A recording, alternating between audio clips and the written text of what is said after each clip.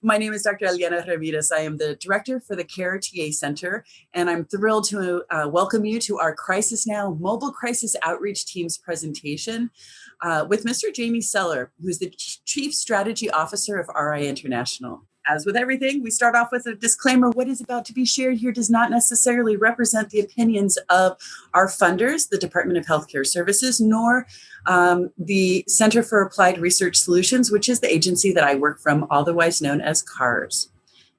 So what is CARE? Some of you might be new to CARE. We are the Crisis and Recovery Enhancement TA Center. We provide training and technical assistance to the 58 Mental Health Services Act funded county programs across the state that are providing crisis continuum of care and justice diversion services. We are committed to evidence-based practices, and we are very excited to hear your TA request needs and respond to them through a variety of programming. It is really a privilege to be able to work with our partner agencies. As I mentioned, we are CARS, the Center for Applied Research Solutions. Jamie works for Recovery International, RI. Many of you might be familiar with their outstanding work across the state. And if you're new to meeting Jamie or RI International, this is really going to be a treat for you. We also work with NAMI, the National Association of Mental Illness in California chapter, C4 Innovations, formerly known as the Center for Social Innovation, as well as the Research and Action Center at Impact Justice and Stanford Sierra Youth Solutions. We provide a variety of resources to the field, including discussion hours, a variety of tools, written resources that are available to you through our resource library on our website. We provide individual coaching, TA response. We also provide regional trainings like the training you're at today. And we are going to have an annual conference at the end of the year and a variety of resources like learning collaboratives that we will be rolling out very shortly. This is the beginning of our contract. We just got off the ground in July, and we are thrilled to engage you through social media as well as TA requests. So I am about to share with you a little bit about our presenter. As I say, really honored to work with Jamie. He has been a leader in the field for many years now. Before we get into introducing Jamie, I just want to take a moment to say that in addition to being the Chief Strategy Officer at RA International, he also consults both nationally and internationally on topics such as crisis system optimization, peer use in the workforce, and program design. He has a long history of training professionals and paraprofessionals on practical client engagement strategies. As a licensed clinician, Jamie strongly believes that the rapport between caregivers and those in need is a primary driver of success in crisis work. RI International is a global organization with more than 50 behavioral health programs throughout the United States and abroad. They provide crisis, health, recovery, and consulting services, wherein their values and priorities include maintaining a recovery culture, ensuring clinical best practices, making safety a priority for all, measuring value and results, optimizing quality and compliance, and serving as a key resource for first responders. I do want to take a second to just share with you, as I've been getting to know Jamie and working with him for the last several months here, his work shows up all over the place. If you start to get into crisis continuum of care and look at, just as an example, the SAMHSA National Behavioral Health Guidelines around crisis continuum of care that are just hot off the presses this year, Jamie was actively involved in contributing to that key document that really is going to become a foundational document for crisis continuum of care services in California and across the United States. So I can't say enough good things about Jamie and the influence of his work on the field. So before I hand the mic over virtually, of course, to Jamie, I'm going to ask you a couple of polling questions because we'd like to get to know you as well. So Ayana, our distance learning manager, if you please pull up the question. The first question is, does your county have a mobile crisis unit? And you can just answer it, please, directly onto the screen. Your choices are yes, no, and I don't know.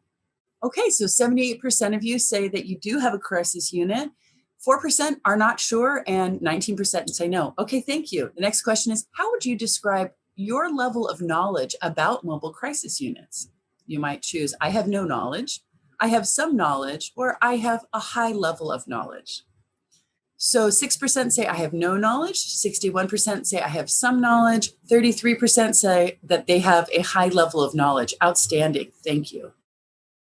Thank you for that introduction, Heliana. Very kind, very sweet. I appreciate that. I'm going to go into a little bit more depth about who I am and why I think that I have the knowledge base to go ahead and talk to such a diverse and distinguished group today.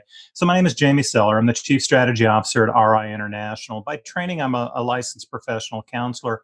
I've worked private practice, but I spent really the last 30 years primarily working within the crisis space. Historically, most of that being in Phoenix, Arizona, Maricopa County, fourth largest community or county in the country. But the reality is, I've spent about the last 5 years really working as a consultant, both nationally and internationally. Really around crisis system optimization, really specifically with a model that's called Crisis Now. Crisis Now is a model of crisis system optimization that was created in response to the Surgeon General's 2012 guidelines around suicide prevention, talking about the fact that one of the biggest drivers of the increase in suicidal rates that we've seen over the last 16 years really has to do with access to care. So the National Action Alliance for Suicide Prevention in 2014 published kind of a roadmap forward called Crisis Now, Transforming Services Within Our Reach. And they focused on three levels of care that a community needs to go ahead and be able to provide timely access in a financially sustainable way that's going to go ahead and decrease the amount of pain and suffering within a community. And those three levels, we'll talk a little bit more about, are going to be a good call center, utilizing the newest technology, and GPS dispatching mobile crisis outreach teams, which we're going to spend a lot of time talking about, and also facility-based crisis services. And really, what we're looking to make in the world is a analog to what's going on in medical services. And I'll talk a little bit more about that. We believe that behavioral health does deserve a separate line, just like you have a dedicated police response, dedicated fire response, dedicated emergency medical response, need a dedicated emergency behavioral health and substance use response as well. So I've been fortunate enough to be in probably a dozen to 2 dozen states in the last 12 to 14 months, been in several countries going ahead and working on crisis system optimization.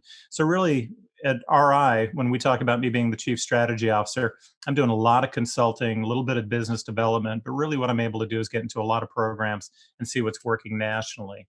My background before coming to RI was actually running some of the exemplar mobile crisis outreach teams in Maricopa County. We ran 23 a day that were really identified in the Crisis Now model by the National Action Alliance as being the exemplar and really the model to go ahead and emulate throughout the country. So I've got a lot of experience, not just working crisis, but working mobile crisis outreach as well.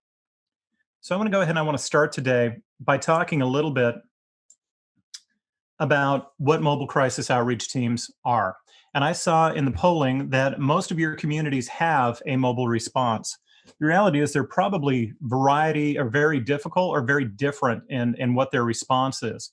So I'll break it down. MCOT or MCOT, which is probably the more common vernacular of what we call mobile teams, but they have a host of names. Really, they're mobile. They're not facility based. That means they're going into community where people live, work, and play.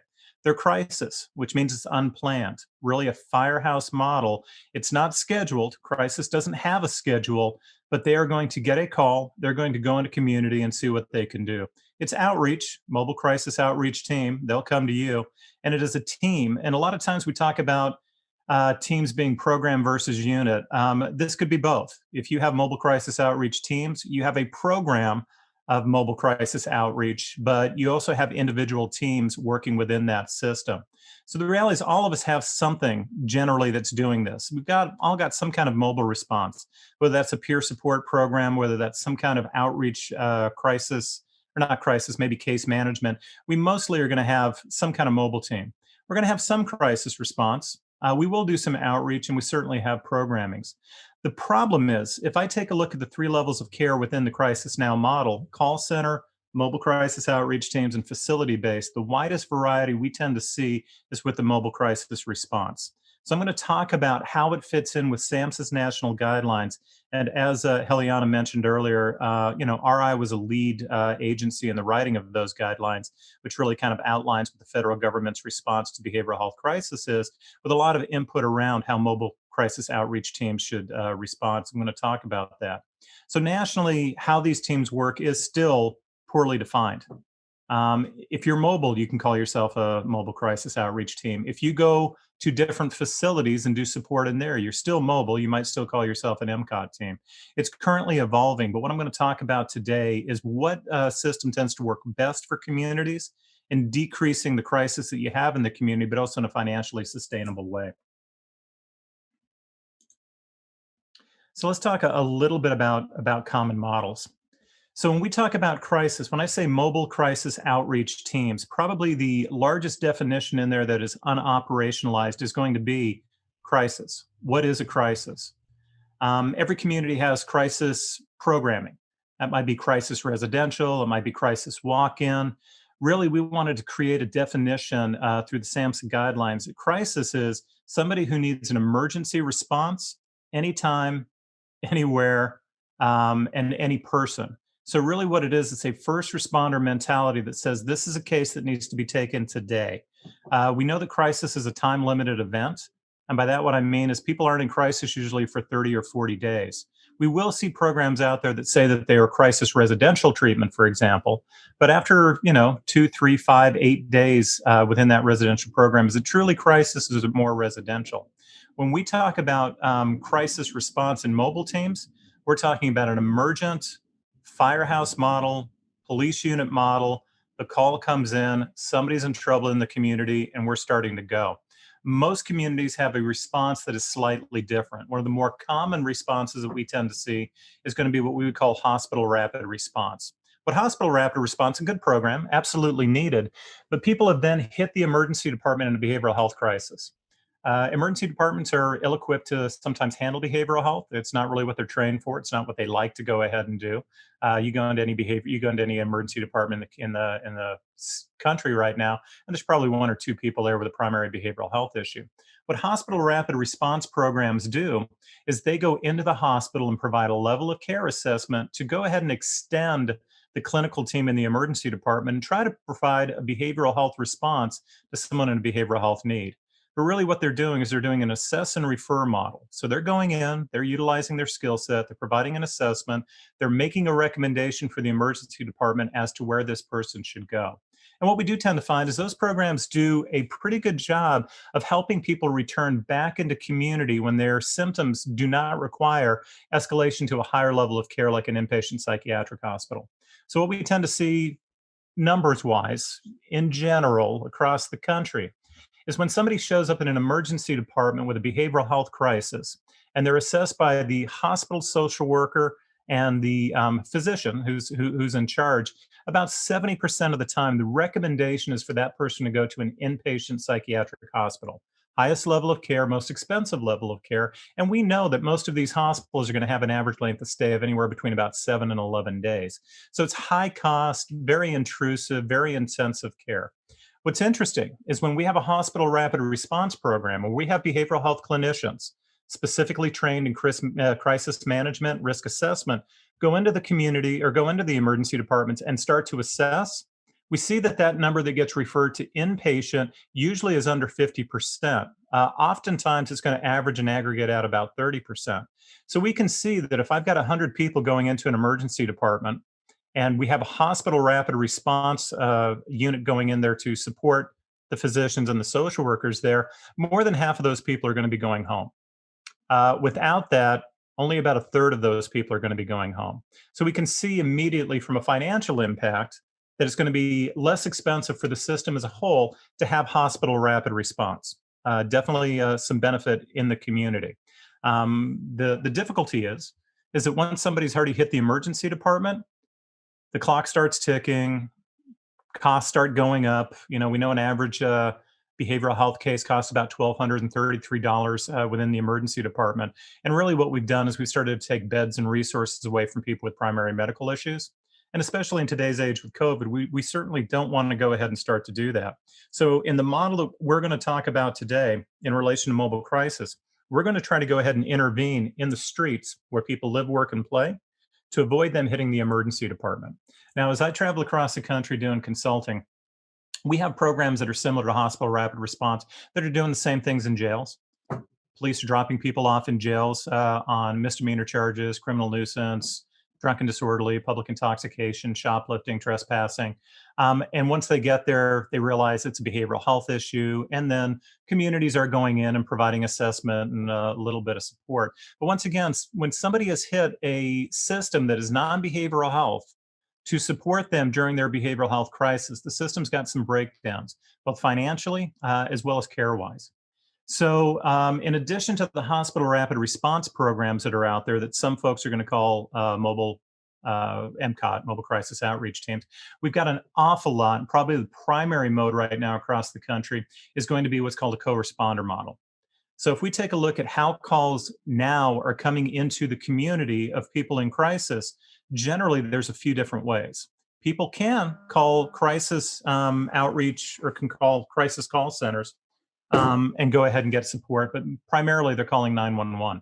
So what tends to happen when 911 gets called is they're going to go ahead and dispatch a uniformed officer to go ahead and provide behavioral health assessment, stabilization out in the street. Police have realized that between 10 and 15% of their calls are behavioral health related. They may start off as a trespassing call, they may start off as a shoplifting call, but once they get out there, they realize fairly quickly that it's behavioral health that's driving basically their response out at that point. Now, in an effort to start to manage those types of calls and contain those types of calls and get better outcomes for those calls than jail or emergency departments as a disposition, police have started to take it upon themselves to start bringing in a co-responder model.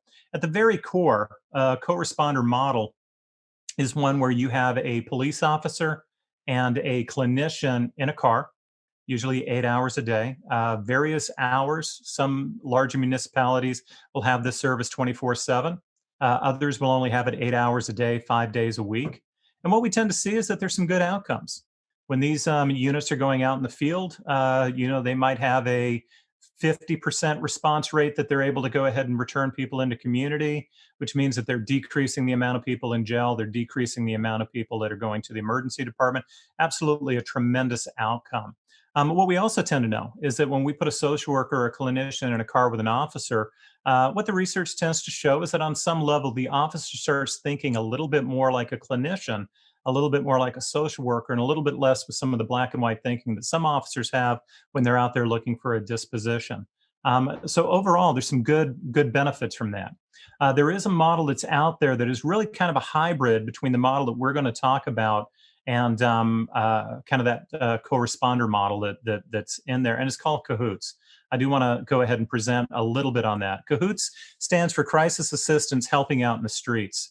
It's the White Bird Clinic in Eugene, Oregon, and I believe about 98, created a response model that paired a medical professional, usually a nurse, a paramedic, or an EMT, and somebody with crisis skills, a clinician, peer, somebody who can actually go out and do assessments, somebody who can go out and actually support, do some de-escalation. So very popular in Eugene. It's actually a model that a lot of communities are starting to look at.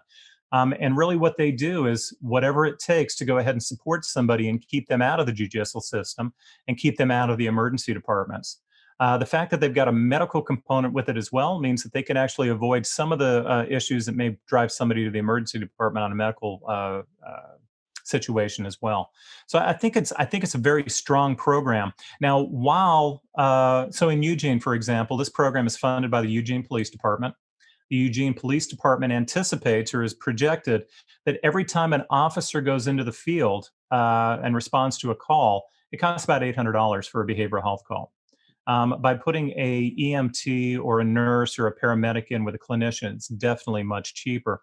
And what they've done is they dispatch through the police, fire, ambulance communication centers in Eugene. So they're basically dispatched by 911, and they can go ahead and respond to where a police officer has been or to where they anticipate that a police officer is not needed. They get really good numbers. But really what they have tended to do is roll into a program that's doing a lot of street crisis work, assessment, stabilization, but they're also doing a lot of what would be considered social work, or helping people connect with outpatient appointment, or helping people connect with community resources, housing, employment, food, all of those things. So their average time on scene could be anywhere from an hour, but it might be dramatically further if they're really trying to help people get connected.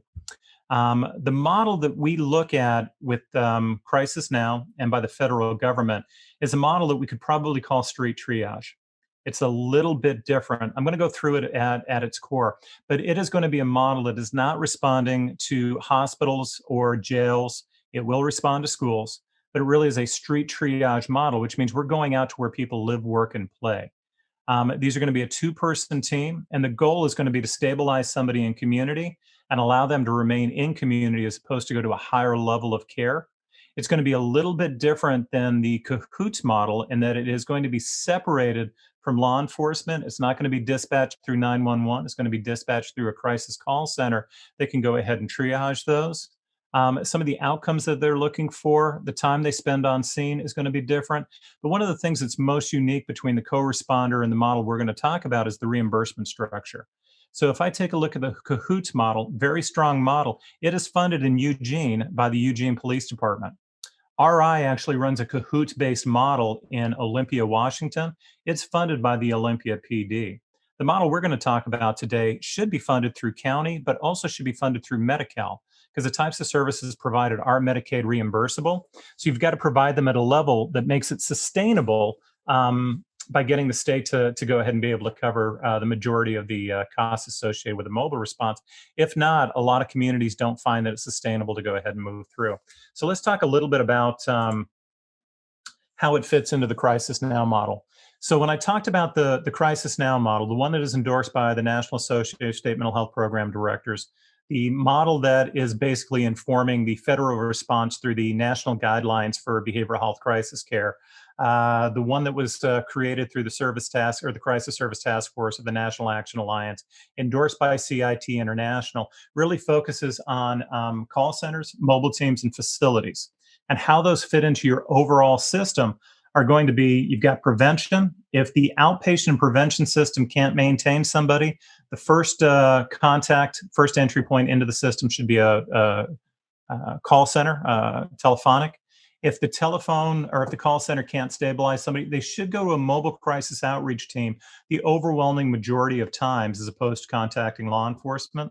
If the mobile team can't stabilize somebody in community, they should go to a behavioral health crisis facility as opposed to an emergency department or jail. And at the very highest level, if none of that can go ahead and stabilize somebody, if they've got a medical issue, they should go to an emergency department. But if they've got an inpatient psychiatric issue, that's going to require more than just some stabilization, then we really are talking about inpatient at that point. And I'm going to actually look at this chart again in relation to the actual numbers we're getting in Maricopa, so you can see how the flow does start to funnel down. So the overwhelming majority of people do not end up in an emergency department or an inpatient psychiatric facility. So when we talk about mobile teams within the Crisis Now model, I really want to talk about some core precepts. And what I'm going to do is I'm going to talk a little bit about how Crisis Now defines them, but I'm going to go actually further into what SAMHSA and the federal guidelines say. And remember, there's a lot of inner relations between that. But when we're talking about a mobile team, we're talking about it being community-based, where people live, work, and play. Once again, if they've hit the jail system because of their behavioral health issue, system is lost. If they've hit the emergency department, not because of their medical condition, but because of their behavioral health condition, the system is already losing. So we tend to look at a two-person response team. That's going to be a clinician licensed that can do all the risk assessment that we need, can do the clinical services, and a peer support specialist. Now, there's a lot of reasons we would look at a two-person team. What I would suggest most of your communities is you run with a two-person team. What we've tended to see is it does increase safety and it doubles our chance of engagement with somebody in the community. And the primary driver of whether someone is going to stabilize in community or not is the therapeutic alliance that they have with the team that's working with them. And if I've got two people trying to make that engagement, I really double my chances of that therapeutic alliance or that rapport being able to go ahead and drive toward a good outcome. Without it, a couple of things happen. My opportunities to go ahead and engage somebody and get them to become a member of or an active participant in their recovery does decrease, but I also start increasing my risk and safety issues within the community. There are a lot of places that a two-person team can go that does not require a police response, But there's a lot of places a one-person team is going to say, I don't feel safe and I need a police response because I need an extra person there. So what we tend to see is a two-person team decreases an over-reliance in the community on police support. The focus of a mobile crisis outreach team has to be stabilization versus straight assessment. If you take a look at a good portion of the mobile teams out in the community, they're mobile assessment teams. They spend about 45 minutes. They go out, they do some evidence based practice in regards to risk assessment. Then they make a level of care determination. They're not really looking to stabilize, they're looking to see what people need. Absolutely important, good thing to go ahead and have. But the goal of a mobile crisis outreach team should be to decrease reliance on emergency departments and jails. And you do that by helping people through their crisis and stabilizing it. So the difference between an assess and refer model that we've seen across the country, assess and refer takes 45 minutes on average, on aggregate. Some may take an hour and a half, some may take 30 minutes, but if you aggregate it out, 45 minutes seems about right, seems reasonable. What we tend to see with a team that is looking at crisis stabilization, we're really focusing on 75 minutes to 90 minutes for that stabilization service, which is a little bit different in aggregate. There also is kind of a point of diminished returns. If you can't stabilize somebody in 90 minutes, maybe 100, 115 minutes, really at that point, you probably do need to be escalating it up to a facility-based service. We are going to have metrics that we attach to mobile teams in regards to response time. And response time is the time that the mobile team gets the call to the time that they're on scene. Now, each community is different. California has got frontier, it's got rural, it's got urban areas. What we tend to look at is in rural areas, you really want to have a response time of under an hour. If you are responding to a call that police are already on, you want an average aggregate time of under 30 minutes. If we start looking at rural, we generally are going to say it needs to be a response in under 2 hours, prefer under an hour and a half. And if we're frontier, sometimes we really need to think about that. But once again, we're working crisis service. So if somebody can wait, 9 hours for a crisis response, are they truly in crisis? Crisis is that immediate, emergent. We need to be rolling firehouse model. And while mobile crisis outreach teams don't tend to get sirens on the top, they need to have a first responder mentality. And anything that can go ahead and wait probably has another disposition that may be more appropriate for them. The metrics that we tend to look at for mobile teams are going to be in ED and jail diversions. So once again, Eugene Police Department estimates an average PD call costs about $800. ED visits for behavioral health average about $1,233 nationally. Think about the ambulance costs for those 70% that have hit the emergency department now getting transferred over to a inpatient psychiatric hospital, probably overprescribed. We talked about those numbers a little bit earlier.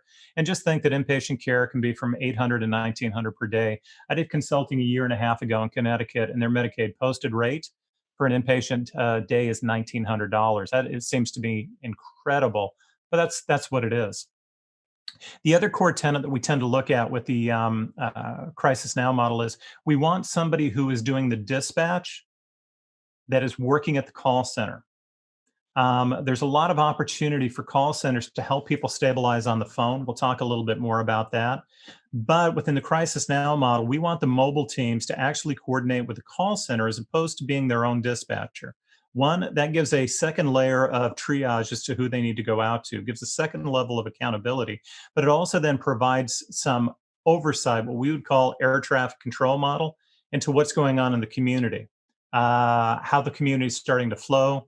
If I've got a team that's out too long, I've got somebody that's kind of keeping an eye on that to make sure that safety's there. I've got somebody that's actually starting to be able to track the data that is a little bit separate from the mobile teams, but outcomes. So you really want your crisis call center to be able to do GPS dispatching of your mobile teams and to oversee that process. And when I say oversee it, I don't mean that they are the managers and they tell the teams what to do and how to do. They do the dispatch and they collect the data and they keep an eye on the trends that are going. One of the things that we talk about with mobile teams, and one of the issues that I run into with the co-responder model, and I'll talk a little bit more about it, is what we have seen in Maricopa County, and in Maricopa County, we go out on 1,800 mobile team calls a month, probably about 60 a day, is less than 3% of the time that we roll is there really a need for a police response. However, in a lot of communities, and I don't know your community, I don't know where everybody's from here, you may have a response that always warrants a police response. If I'm running a one-person team, frequently they say, we respond, but we like police to be there to add safety and security. So really what we're talking about is if you're working the way that you're supposed to, law enforcement should have very, very few opportunities to go ahead and engage. For those of you that are working law enforcement or working the criminal justice, probably you're talking a lot about sequential intercept mapping. When we're talking about mobile teams, we're talking about 2 intercept points. Intercept point 0 never included an officer to begin with. Call didn't come through 911, came through the call center. A mobile team did not take an officer out there with them. Or intercept point 1, which is pre-booking, which means the officer was out there. He realizes, I don't want to take this guy to jail for his trespassing charge. I don't want to take him to the emergency department because that's not a great place for him either. But I'm going to have a mobile team come out here, go ahead and take over care, get me back out on the street doing public safety work, and I'll let them sort out what needs to happen with this particular person. So these are the core precepts under Crisis Now. But what I want to do is I want to talk about the 6 core precepts that are actually in the SAMHSA guidelines, because they are a little bit different. So the minimum expectations to operate a mobile crisis team under the federal guidelines are going to be a 2-person team, similar to what Crisis Now is, once again, very heavily influenced. It's going to be including a licensed or a credentialed clinician that's capable of assessing the needs and operating within the region of operation. The second thing is that we're responding to where the person is. The federal guidelines talk about it as home, work, and park. RI in the Crisis Now model would talk about it as people where people live, work, and play, and that there's not a restriction on the services in regards to time of day or location. So a lot of places will say, we have a mobile response for our largest city within our county. But if you are in crisis on the wrong side of the street because you're now in a different city or in the county proper, you don't get a mobile response. Or we have a mobile response, but it's only Monday through Friday from 8 to 5. Federal guidelines is you should be looking for 24/7 so that somebody in crisis at midnight gets the same service that they get if they are in crisis at noon on Monday, as well as anywhere within my county, I should be able to get the same response. I should not get a lesser or a non-existent response based on what time of day it is or where I live. The third is connect individuals to facility-based care as needed through warm handoffs, coordinating transportation when and only if situations warrant, transition to other locations. Best practices to operate mobile crisis teams to fully align with best practice guidelines must meet minimum expectations. So really, we're talking about transportation too. So in your communities, you may have rules and regulations that a mobile team can go out and assess somebody. But if they feel that person needs a higher level of care, they can't transport in their car or van. They have to call the police or an ambulance to go ahead and do that. In Maricopa County, where I ran mobile teams for years, if the clinician felt that it was safe to transport to that higher level of care, would certainly happen. If that clinician felt that it was unsafe, certainly would incorporate ambulance and or police. But the reality is the overwhelming majority of folks are safe to transport. You know, really, when we're talking about voluntary guests or patients, the overwhelming majority wouldn't ask for an involuntary patient to be transported in a van. But those voluntary folks should be transported where they need to get to. A couple of the other tenets that the federal government talks about is an incorporation of peers within the mobile crisis team. So we're really talking about a 2-person team, and we really appreciate when one of those persons is a certified peer support specialist. From a financial viewpoint, peers tend to be less expensive professional options, but what we have tended to find is that the primary role of a crisis team is engagement. And peers have spent their entire life learning how to engage other folks, especially those that are in crisis. So we find that their skills as an engagement specialist certainly help the overall team. And once again, I need 2 bodies out there because of the safety issue. So we do appreciate incorporating peers within the mobile crisis team. The 5th tenet, respond without law enforcement accompaniment unless special circumstances warrant inclusion in order to support true justice crisis or justice system diversion. So once again, if I 50% of the time are inviting an officer to sit in his car and watch or be sitting on his hood and watching or waiting, I'm probably not doing the police department a service. And in the overwhelming majority of times, 90% of the 97% of the time, it's not necessary. And the 6th thing is to implement real-time GPS technology in partnership with the region's crisis call center hub to support efficient connection to needed resources. Once again, I want my call center doing all of my triage. They should be able to sustain or stabilize 90% of the folks. And if they do need to send a mobile team, they're the ones that are kind of keeping track on when the team was dispatched, how they got out there, how long they've got out there, what the ultimate disposition is. And remember, these people in crisis, they may call again. It's nice to start keeping track of what their crisis service history has been, and a crisis call center has the ability to go ahead and do that. So I know I'm throwing a lot of information out at you. So what's going to make a mobile crisis outreach team in the federal model and in the Crisis Now model? These are this is the role. So first and foremost, got to provide a crisis assessment, including a comprehensive risk assessment. So we have a behavioral health professional, BHP, has to be on the crisis team, and they've got to complete an assessment. Specifically, the assessment should address, I'm going to move something here because I'm missing a little bit of my, there we go. These are the things that federal government says should be in an assessment for a mobile team. Causes leading to the crisis event, including psychiatric, substance abuse, social, family, legal factors, and substance use history. The reality is this is what we'd call a precipitating event in crisis. You know, you could have called a crisis for a crisis mobile team 3 weeks ago. You could have waited another 5 hours. What made now the time? Should include in that assessment safety and risk for the individual and others involved, including an explicit assessment of suicide risk. What I would recommend if you are running mobile teams or you oversee providers that run mobile teams is you use an evidence-based risk assessment. Probably one of the more standard and well-respected or well-recognized across the country is going to be a Columbia. So if you look at the Columbia Suicide Screener, generally often used. I know I utilized it when I was running mobile teams here in Maricopa County.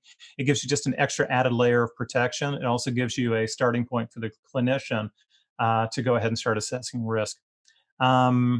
Strengths and resources of the person experiencing the crisis, as well as those of family members and other natural supports. Should have in that assessment recent inpatient hospitalizations and or any current relationship with a mental health provider. Who are they connected with? We do tend to see in Maricopa County, a large percentage of the folks that we go out on crisis calls are connected either with some of the SMI clinics or maybe SPMI clinics or some type of outpatient services who want to coordinate care. We want to go ahead and include in that assessment medications prescribed as well as information on the individual's compliance with the medication regimen. We also want to know medical history as it may relate to the crisis. So first and foremost, we're out there doing an assessment, trying to determine where are we with this particular case. So in Maricopa County, we use two tools generally. One is going to be the Columbia Screener. The other is going to be a level of care utilization system tool, which is really a patient placement tool created in the 90s. And what that does is that gives us a jumping point to make the clinical determination of what level of care a person needs. I think that's something you've got to address. You've got to look at a lot to make sure that the assessment that you're using are actually measuring risk in the community. Mobile teams are out there to increase community risk. If your teams are keeping too many people out of the hospital and you have adverse outcomes, if they're putting too many people in the hospital, that's an issue. You really want to have a fine line with that. But the other goal of a mobile crisis outreach team, which is different in this model than in many areas, is it's not just assess and refer. We want to do crisis intervention and de-escalation, which means our clinicians and peers that are going out in the community want to identify what's causing the problem, what are some of those solutions, and what can we do to help somebody maintain within community without going to a higher level of care. And once again, the difference between an assess and refer model is a 45-minute assessment and recommendation versus 75 minutes to 90 minutes on aggregate. So if you are starting to think about how you want to create mobile teams, and we can talk a little bit about how to model what the capacity and the amount of mobile teams you need. So I would include each mobile team, start to finish, is going to take about 2 hours. That's with drive time, and that's with the paperwork, that's with the assessment, with the de-escalation, usually going to be about 2 hours. We want a safety plan for those folks that are staying in community. Generally, we look to be an evidence-based practice. Programs that I've run before, we've used the Brown-Stanley safety planning tool. Once again, anytime I can use something that's nationally evidence-based, I think I'm decreasing my risk to the agency, but I'm also increasing the consistency and quality that people are getting out there in the street. We would arrange higher levels of care. So when I say HLOC, that's a higher level of care. Really, we're talking about inpatient psych, emergency department, detox, crisis facility. Anytime that I can't leave somebody in community with their supports, and they're going to a facility-based services, higher level of care. That's going to happen. In Maricopa County, it's 20 to 25% of the time a mobile team goes out. But I have to be able to be prepared for that. And once again, if they need to go to a crisis facility, and I'm safe with them being in our Dodge Caravan going out there, or the town and country, I'm going to go ahead and transport them myself and try to avoid the $800 ambulance ride or the $800 police ride. And all of that entails on a stigma factor for the folks that are going. We should be following or setting up follow-up services. So when we do leave, if we have had somebody community stabilized, the goal is to make sure that they've got a plan in place that's going to help them reconnect or connect into community services. And what we do see on a good percentage of the time, we go out there at the end of the intervention, somebody meets the state mandate for LPS 5150. In Arizona, we would call it Title 19 or Title 36, which would basically be the involuntary commitment process. So we go out there and we're talking to somebody and they're going to harm themselves, not contracting for safety, don't have any protective factors, having a hard time bonding with the mobile outreach team. We're going to start the paperwork to ensure that they're safe. Don't like doing it, but certainly have to be able to do that out in the field. If not, if we can't do all of these things, what we tend to see is we tend to have a community response that's not going to anybody, anytime, anywhere. It's only going to those folks that are sober and want treatment and called themselves. It's no longer a community response. It's really an outpatient clinic that just gets in a car and goes. So I really want to focus on mobile teams go anywhere, anytime, any place. And what that means that if Heliana wants to call for me and I'm currently drunk and I don't want a mobile team to come out, but Heliana wants to process what's going on, in Maricopa County, a mobile team would come out. They would try to assess as best they can. They would try to engage as best they can. And if not, they would start to support Heliana. Too many times what we see is that there are these exclusionary criteria placed in mobile crisis that move them so far away from being a first responder that they're not even a second responder or a third responder. They really only go out when the situation is absolutely easy to go ahead and manage and handle. That's not true crisis work, and that's not the way it should work in the community. So the goals, once again, community stabilization. We should be focusing significantly on keeping people in community. In Maricopa County, that number is usually between 74 and 80%. I'll talk a little bit about more about that when we talk about the flow. We need to reduce costs. Ultimately, once again, it's expensive for someone to go to an emergency department. It's expensive for them to actually go to the jail. You know, I was in Alaska, let's say it was last year. And, the focus is that their largest provider of inpatient behavioral health medication is their jail system. And that's not uncommon in a lot of states. And what was happening is they were getting people with trespassing charges or these small misdemeanors that were really behavioral health. Their average length of stay was 21 days in the jail. They estimated that each day there for somebody with strong behavioral health issues cost them about $800. This, once again, is Alaska. Everything's a little bit higher. And then you start putting court cases on top of that. Now, if I take a look at a mobile crisis outreach team out there for 90 minutes, I might be looking at $200, $250 for that particular response. If I could keep somebody out of jail, I'm saving a lot of hardship and pain on that particular person, but I'm also saving the community a lot of money as well. So what we have tended to see is that when you provide a strong crisis response, anybody, anytime, anywhere, every dollar you spend on true crisis services saves you $2 in unnecessary system expense, whether that's reducing hospital expenses or whether that's reducing psychiatric hospital expenses, ED expenses. And we haven't actually even included some of the jail costs. We're still working out how to model that. The goal should be to reduce trauma. Imagine how traumatic it is if a uniformed officer, if you say that you're feeling suicidal and a uniformed officer comes and knocks on your door for that welfare check versus two people in a van wearing street clothes, looking like an old friend coming out to meet you. Should be to facilitate referrals. We know that the behavioral health system is complex. It's difficult to go ahead and navigate on your best day.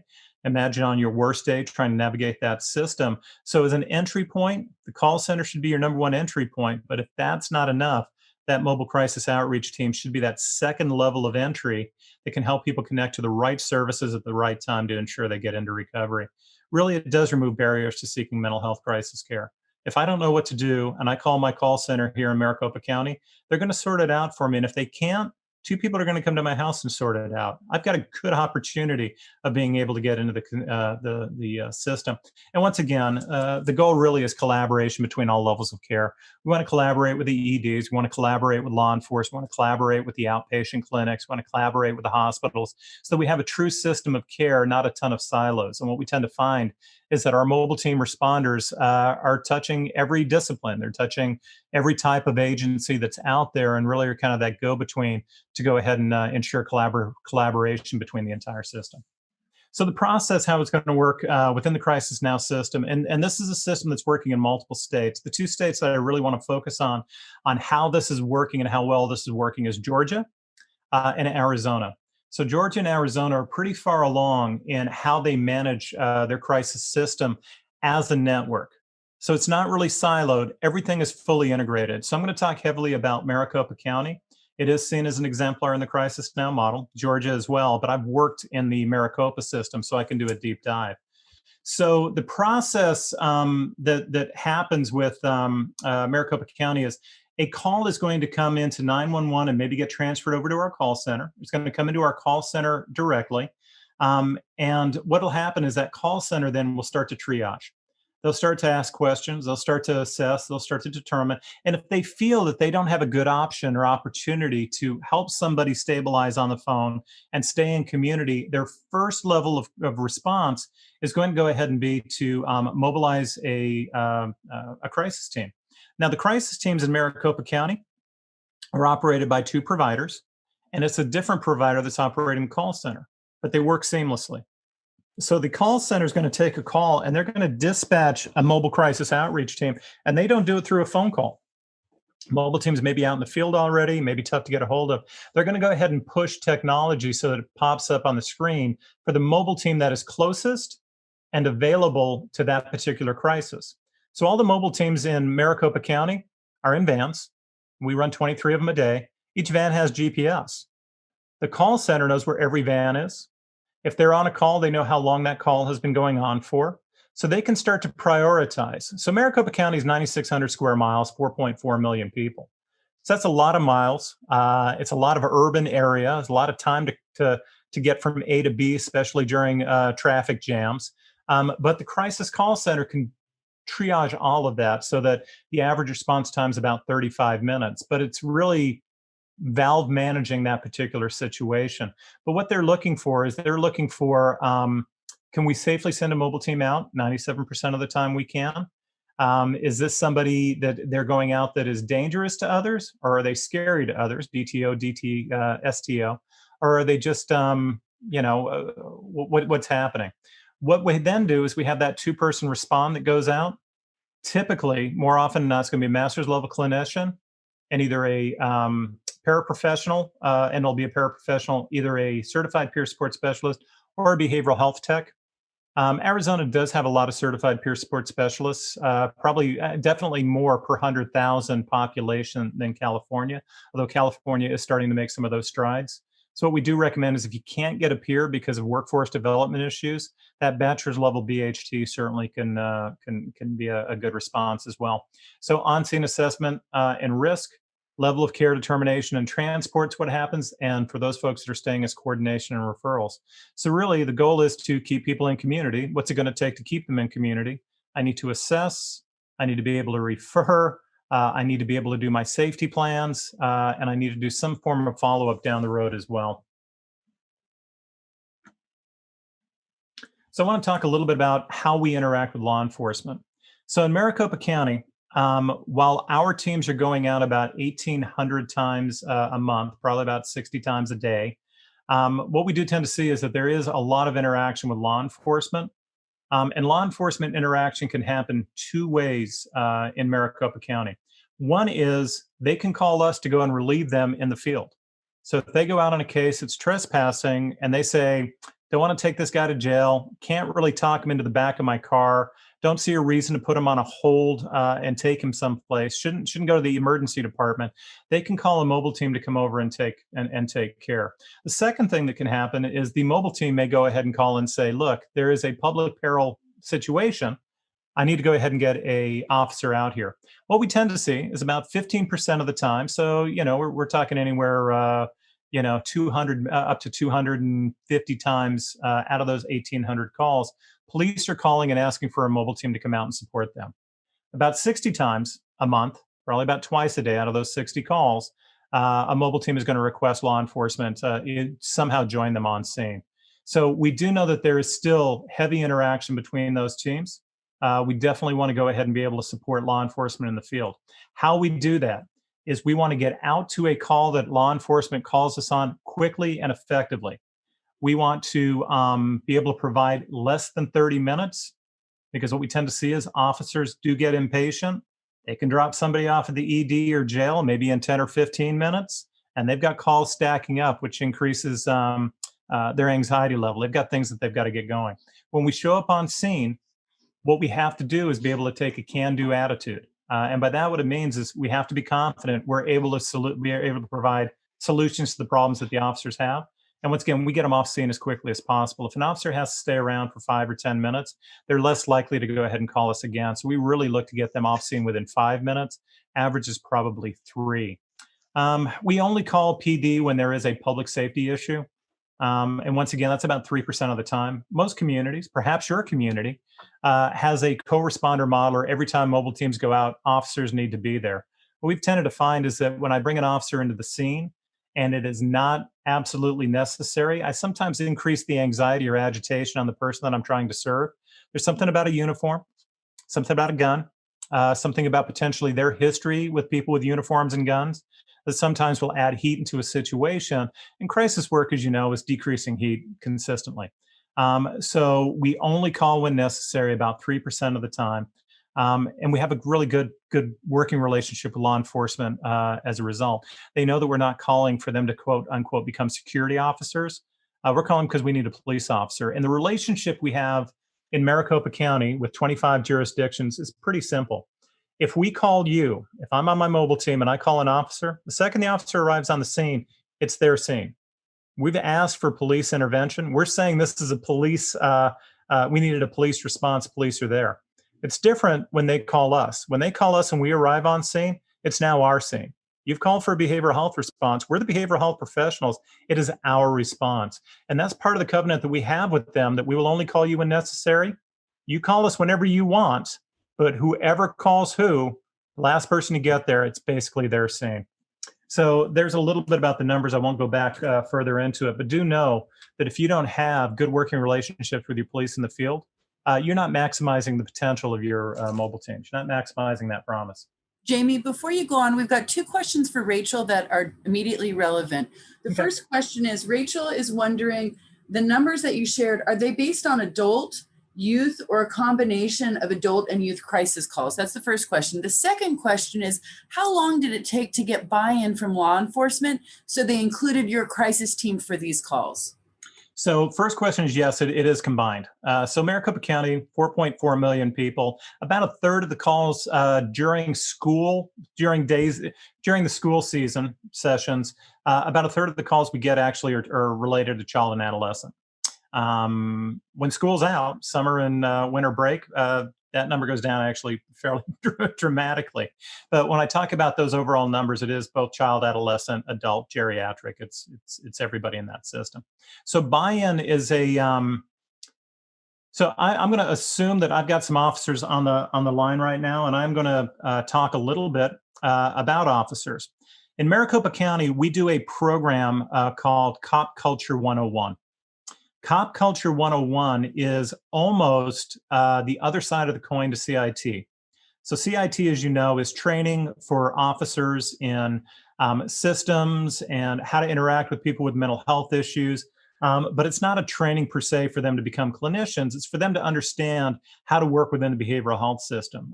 As a result, we find a lot of CIT trained officers do think a lot more like a counselor, clinician, social worker, peer.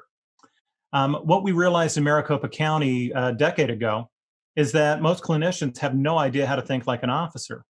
And that's important because if we want to solve officers' problems in the field, if we want them to trust that the behavioral health response is going to be the right response, we've got to think a little bit more like them and what makes them tick. If we talk about cultural competency, we have to have an understanding.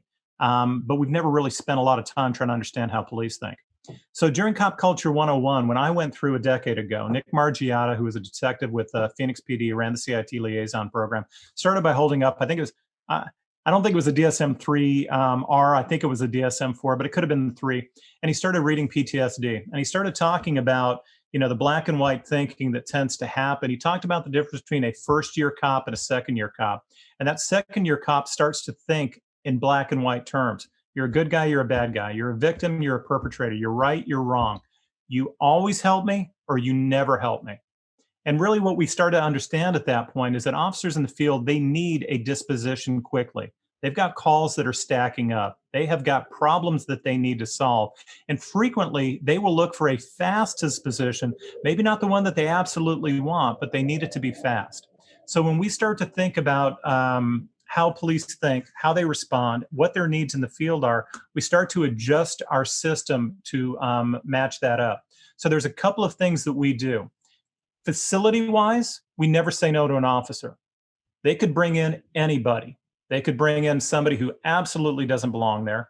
They have brought people into our facility, not mobile teams, our facility that had gunshot wounds. We're still going to say yes.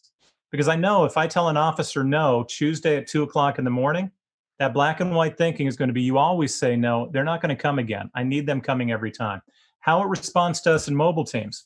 When an officer calls the crisis line, we're not asking for them to justify that why they want a mobile team. They immediately get transferred, and this is part of the CIT training. They immediately identify themselves as an officer. They immediately get transferred to a supervisor, and that supervisor asks one question: would you like a mobile team to come?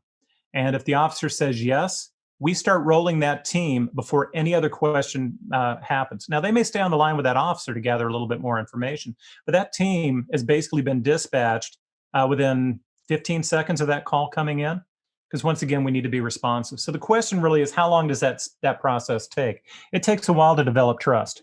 You can destroy it in a second, but it takes a while to go ahead and develop that. So this is a model that we've been really working pretty heavily, I'm going to say, for the last 15 years. And what I can say, in the last 8 to 10, there really have been no problems with this particular situation with police and mobile team involvement. Now, as we started up, trying to really move toward anybody, anytime, anywhere, trying to get to a point that we always said, thank you for the referral, can I have another? That was some growing pains on our part. But once we got 6 months in, never said no, made it easy. Right now, we're in great shape. The other thing that's kind of interesting about Maricopa County is we have been doing it long enough now that most of the officers that are working the street don't know another way. So it is a little bit different when you've got somebody who's been working the street for 10 years, used to problems, having to kind of find their own solutions, to now trust that the system's going to work for them. But if you can get 6 months without saying no, doing the things that you need to, generally law enforcement will love that and will be your biggest supporter in the field.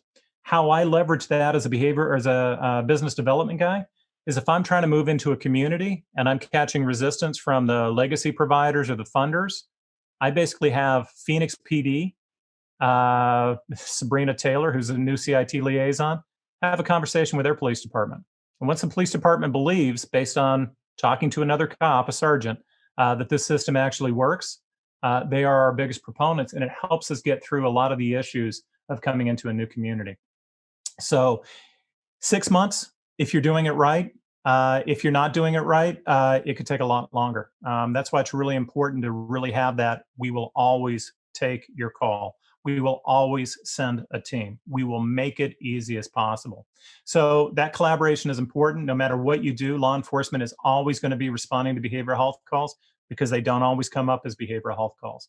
Now, for each of you, it should know that 988 is coming.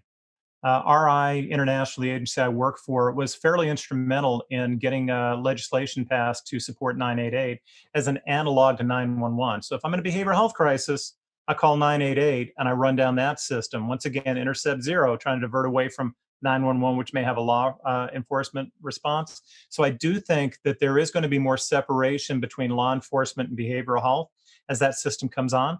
But once again, if I'm calling because somebody is yelling and screaming outside my house and I call 911 because I want officers to show up because I think they're trespassing, they're going to go ahead and respond. I just need to be able to make sure that we can move that person into the behavioral health system as fast as possible. That's a long-winded, but did that answer the question? Yes, that was perfect. Thank you. So I want to talk a little bit about numbers. This is what we see. So we can talk about Crisis Now. We can talk about mobile teams. We can talk about call center and facility from a conceptual viewpoint. I can do that. Like I said, I'm filling up a ton of time now talking about it conceptually, but I want to talk about it in practice. The reason that it's getting a lot of play, both at the state levels, the national levels, and actually in Australia, where I've done a ton of consulting in the last year and a half, is because of the outcomes that happen in Georgia and Maricopa County, Arizona. So I'm going to talk a little bit about the actual numbers that Maricopa County gets. These are numbers that are transparent. These are numbers that are relayed to all crisis providers from all crisis providers, basically run through our crisis call center who keeps data. So we know that we can trust it. And these are the numbers we've been getting for years.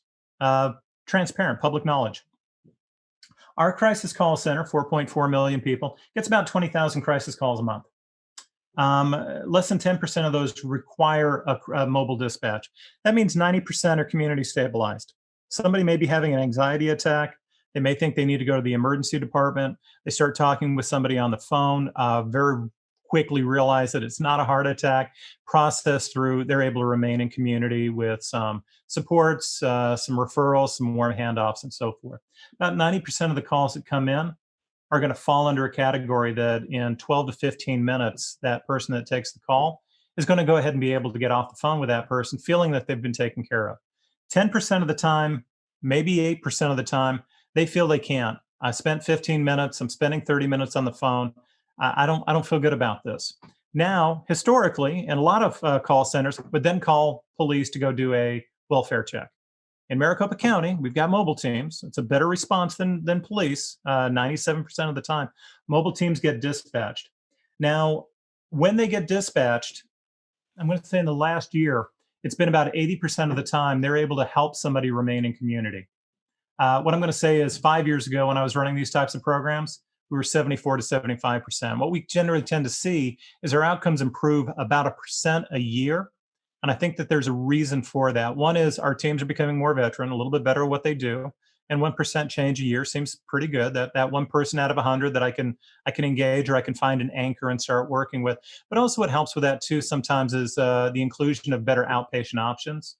So if I see somebody at 10 in the morning and they've been off their meds, they really need a psychiatric evaluation, but they can't quite get into their doctor and there's some other things going in.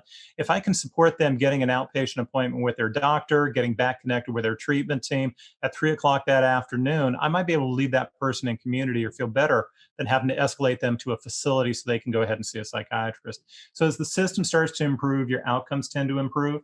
If you're relatively new with mobile teams, if you don't have a ton of infrastructure, you might anticipate 60% community stabilization, maybe 55.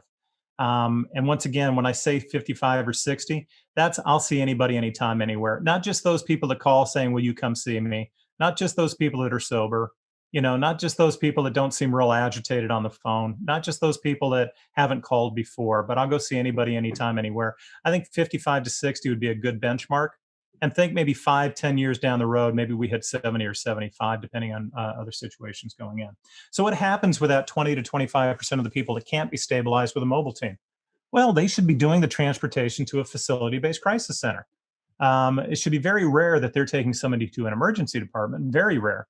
But if they feel in 90 minutes that they can't stabilize this person to a point of safety to allow them to stay in community, to allow them to work with their outpatient teams, use their natural supports, they should be really looking at a facility-based response. Now, in some of the smaller communities and counties, you don't have a facility that you can take people to. They're probably going to hit the emergency departments.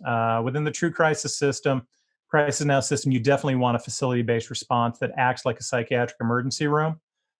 In the absence of that, you probably are going to be going to inpatient psychiatric hospitals, longer lengths of stay, more expensive, or emergency departments, long lengths of stay, psychiatric boarding, still high costs. But generally in Maricopa County or counties that have mobile teams, our goal is if I can't stabilize, I'm going to get you to a behavioral health facility. Involuntary admissions. So we're talking through. So now we've gone call center, mobile teams, folks are showing up in the facility. Just the Crisis Now overview. 70% of folks that show up in a crisis facility in Maricopa County are returned to community within the first day. 70% of those folks that can't be stabilized in the first day are usually stabilized and returned back to community within 2.5 to 3 days. And about that 10% of the time overall that somebody comes into the facility that they're going to require more than 5 days, those are the folks that we're transferring into the what we would call longer term inpatient programs, but longer term for us is anything 5-7 days or more. So the reality is that if you're in Maricopa County and you are in crisis, you're going to get put into a rung on a ladder. And if that is not enough, we escalate you a rung. And if that's not enough, we escalate you until which point you hit the level of care that's going to go ahead and meet your needs. Starts with outpatient, ends with inpatient, but the real strong rungs in the in-between are going to be call center, mobile teams, and crisis facilities. I want to think a little bit about practical considerations. So as you're listening, you're thinking, yeah, mobile teams seem like a great idea. Absolutely are a great idea. What are some of the practical considerations to think about? First and foremost, I want to talk about staffing. Every county in California has some form of workforce development issues. I don't have enough counselors. I don't have enough peers. I don't have enough BHTs. Don't have enough psychiatrists. My facilities don't have psychiatric nursing. All of those things tend to go into it. We do like the concept of peers or BHTs coupled with clinicians as opposed to two clinicians. Just throwing that out there. It's more economical and generally a little bit easier to find. But as we're thinking about who works well in a crisis team, you have to hire the right people. You got to put them in the right van. You got to have them facing the right direction.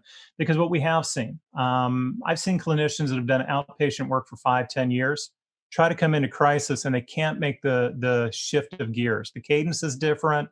The risk assessment is going to be a little bit different. The comfortableness with vagueness is going to be a little bit different. Crisis work is crisis work. It can be sometimes tough for someone that's set in their ways as an outpatient provider to go ahead and start moving into a crisis component. Shift work. Trying to get a licensed clinician that wants to work Saturdays at midnight, tough. I'm going to have to fund for that. I'm going to have to probably pay a shift differential. If they're bilingual, I'm going to need to pay a differential for that. But the reality is these programs do pay for themselves, but you got to have the right people doing the right work to get the outcomes that you need. I've got to work with perception. So one of the things that we take a look at here, one of the key performance indicators I focus on is going to be how often a team calls police. And I've got two components with that.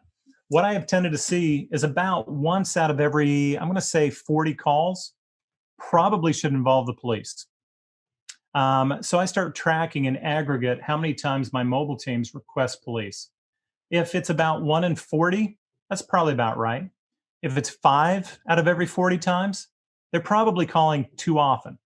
There's probably some concern. And when you start to break it down, they start telling you things like, well, but it was night. It was midnight. So I'm a little bit more scared at night. Or this person had a diagnosis of schizophrenia. And I had a bad experience with somebody with that diagnosis before.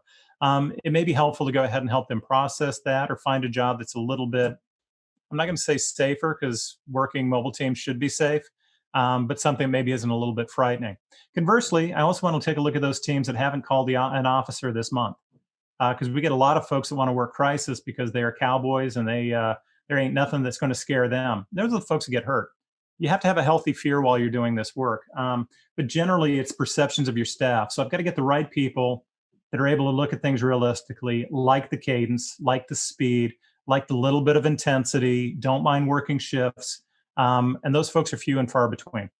The other thing is practical considerations are what are my outcomes? What am I looking to do? I'm looking to decrease from jails and emergency departments. How do I track that? On scene time, how long are they taking for their interventions? So there's a host of different crisis metrics that you would look at versus if you're doing any other kind of work. And once again, I'm going to strongly encourage, if you have not, to utilize peers in crisis work, because what we have tended to see is they're engagement specialists. They spent their life talking to difficult people. They know how to do it. Most facility-based work that I've seen across the country rely on three things to make changes. They rely on the medication. They think the medication is helpful. Absolutely is helpful, but how long does it take an antidepressant to start to kick in? They rely on somebody getting some sleep. Absolutely tremendous intervention if somebody can go ahead and sleep. But really what they are doing is they're looking at time as their major intervention. Once again, crisis is a time-limited event. Without treatment of any kind, my crisis is going to resolve itself. It happens all the time. So most facilities, they focus on getting the medication right, trying to get people to eat and sleep well, and then at some point they're going to go ahead and be able to return back into community. Crisis work has to be a little bit different. The primary driver is going to be engagement, and the use of peers drives engagement like no other profession. I'm a clinician. I've got to do an assessment. I've got to do my Columbia screener. I've got to do my paperwork. I've got to go ahead and do my discharge plan. I've got all of these legal requirements placed upon me. None of them are to be actually good at engagement. Peers' only role are to engage, provide safety and security, to provide a little bit of hope. Strongly consider utilizing them because they are the intervention in many situations. Thank you. We've got 3 questions that I'm tracking already. So the first is, what type of GPS system and dispatch does Maricopa use? So Maricopa County currently uses one that's proprietary that they've created themselves. When they started using a system called Cheetah. And what Cheetah was is it was either FedEx or UPS. It was actually a package tracking system. And really what they did is they worked with within that company, within that particular program, to go ahead and start. And what they tended to find is that there were a lot of good outcomes that system would do. Not only would it tell you where all of your packages, i.e. the mobile vans, were, but it would tell you the quickest way to actually get to the next spot. So you could start to predict, I've got team A at this particular crossroad. I've got this other team that looks like they are, 10 miles further away, but they're going to get there sooner. The Cheetah system did have a few issues. So CRN and Maricopa County actually created their own. They're also in Georgia. Georgia runs the Georgia Crisis and Access Line, serves 10.6 million citizens in Georgia, one call center for the entire state. That call center also dispatches every mobile team in the state, and they've got 159 counties. And they've got a proprietary software for GPS dispatching that is part of a suite of technological solutions for call centers. And they're actually able to go ahead and work within a call center for just that one specific suite. So if a call center wanted to move toward GPS tracking, they could work with the Georgia Crisis and Access Line, a company called BHL. I can help make that connection if you want. And what they can go ahead and do is help that system get up in place. So the technology's there. It's already prepackaged. Just a question of being able to implement and roll it out. So it's a little different than it was 5-10 years ago, where all these call centers had to sort it out themselves. So Maricopa County, we started with Cheetah, had a few limitations. They went ahead and created their own. And Georgia, basically, I think, has had that technology for the last decade, but they also had to create it themselves. Outstanding. Thank you. The next question, Children's Crisis Response Team, they are not making face-to-face visits, but they are doing risk assessments via telephone. She writes, she's not sure if this qualifies any longer as mobile crisis. Doesn't sound mobile to me. So in Maricopa County, I'm going to talk a little bit about COVID. So once again, to be a true crisis service, to be able to get funded at the levels you want to get funded, to have the respect of the other first responders that you need, to be able to provide trust within the community that you're able to meet those needs, you really have to say, I am an essential service, which means there is nothing that can stop my essential service. COVID didn't stop EDs, didn't stop fire, didn't stop police. Had to change how they worked, but didn't stop. So in Maricopa County, as COVID started to come in, we still were doing face-to-face assessments. There's something important about that face-to-face. I can evaluate better, I can do what I do. Now, granted, there might be some different levels of protective equipment that's going on and all of that. The processes may have started to change, but still doing face-to-face. I do think that out of COVID, there will be a hybrid model that comes out, and that hybrid model, I think, will be a enhanced call center. So instead of maybe sending a mobile team, maybe I start using somebody's personal device to FaceTime or use some other technology to go ahead and be able to provide a technological face-to-face assessment in some cases, but it'll never replace true face-to-face mobile crisis outreach work. I do think that there is a potential that there is a percentage of folks that mobile teams go out on that probably would get the same outcome if they were using the technology. But if I am angry and upset and a little bit paranoid, I can't use that same model kind of going through. So with children and adolescents, really what they're doing is they're doing a telephonic level of care assessment. I wouldn't say that it's mobile team. There may be a role for that, but you're not going to get the outcomes that you're looking for. I'd be very careful with how you start to roll that out. I think it's a good adjunct, but I don't think it's a good replacement. Thank you so much. And our third question is how small rural counties have organized their mobile units. I've got a community under 50,000.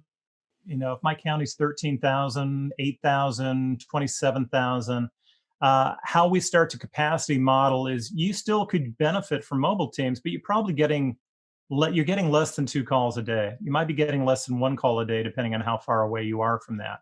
So the reality is what you tend to see is a mobile response is still important, but I tend to tie it into other services. So if I'm running a facility of some sort, whether it's an urgent care center, whether it's a psychiatric emergency room, whether it's a co-responder, having a peer and a clinician in the emergency department, so that on those times when the calls aren't coming in, which is the majority of times, they're able to move. Some communities have tied that particular response into call centers because they can go ahead and do a lot of work on the call center. So reality of having a dedicated mobile response where it's 2 people only doing mobile response is just not financially viable unless you want to overpay. And by that, what I mean is if you want to pay $800 every time they roll, you can make it happen. But if you want to pay $250 times every time they roll, and they only go out once a day, you're never going to be able to recoup those losses. So you're either going to lose money by doing it, still may be okay, or you need to go ahead and try to get economy of scale by combining it in with other services. So in the downtime, there still is something that they can do that is productive or billable. And I do think when we talk about some of these alternate levels of utilizing the technology, I do think that's probably going to be something that's going to be more utilized in rural and frontier areas than in some of the urban areas that absolutely can support a dozen mobile teams. Maricopa County, we've got 23 running every day. We've got 4.4 million people. Your mileage may vary if you've got 50,000 people in your community. Jamie, thank you so very much. I am thrilled to be able to have you present here today. My gosh, I could not have, people in the beginning might have thought, oh, wow, she's being really flowery and overly kind about, but no, you are just phenomenal. I can't thank you enough. I've been seeing in the chat box that people are really resonating with what you're sharing as well. I want to highlight 2 pieces. You had mentioned the Columbia Suicide Severity Rating Scale. You also mentioned the Suicide Safety Planning by Brown. At this point, just really want to thank you, Jamie, for this phenomenal presentation. There's information here, of course, to contact Jamie. We really appreciate you attending and welcome your feedback. We really welcome you to provide us feedback. Let us know what worked and where we might improve future presentations. And importantly, if you would like more time with Jamie and his phenomenal perspective on this topic, as well as the perspectives of our phenomenal partners, please do reach out to us. Go to our website and submit a TA request. You can also email us at this email address or contact us by phone. Keep connected with us through social media. We really welcome hearing from you what your needs are. We're, as I said before, in the final stage of setting up this center. So this is the time to let us know what themes are most pertinent for you as we plan future training sessions and we plan additional resources. Well, on behalf of everyone who is part of the CARE TA Center, Jamie, I cannot thank you enough. This was absolutely outstanding. I know that we're going to get really phenomenal feedback from folks. Thank you, Jamie, and thank you everyone for being here. Jamie, if you would like to exit stage left, you're more than welcome to do so, or stay on. I'll stick on just in case there's any last minute questions. And back to the contact CARE TA. If you want a conversation, you want to talk about what you're thinking, what you're doing, just kind of run it past. Think a little bit about how we might be able to do some capacity modeling. You know what? 30 minutes, 40 minutes, an hour really can maybe help focus what you're thinking about. Not terribly expensive. And like I said, if it's going to help you with a lot of pain down the road, let me know. One of the things about me working in Maricopa County and running is I'm telling you what I've kind of learned. I didn't really go into deeply about all the stuff I learned not to do. That if you are starting up these types of systems, you will run into. I can maybe help with some of that as well. Thank you so much, Jamie. And we have several years that are coming up in this project that we can also talk about how to package this information to get it out to the field as well. So I'm thrilled to hear this. And Again, welcome everyone to contact us through our website. There's the TA request form. You also have Jamie's contact information directly through RI International as well. So through the CARE TA Center, we provide no-cost training and technical assistance to the field who is funded through the MHSA funding source, and we welcome your contact. We also encourage you to contact RI directly. Thank you again, everyone, for being here, and thank you, Jamie, for your phenomenal presentation.